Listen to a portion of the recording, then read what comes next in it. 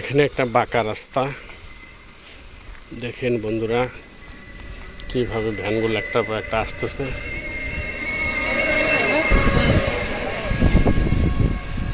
সামনে বাসের চাকু,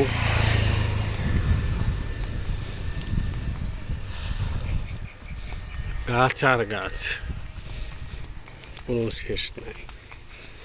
খেজুরের গাছ, এই যে খেজুর ধরেছে সারি সারি খেজুরের গাছ।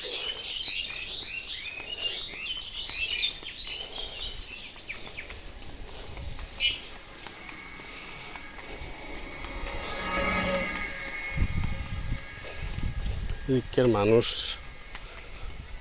ম্যাক্সিমাম ঘরের মানুষ ইটালি থাকে, তো যার ফলে এদের চলাফেরা অন্যরকম হয়ে গেছে।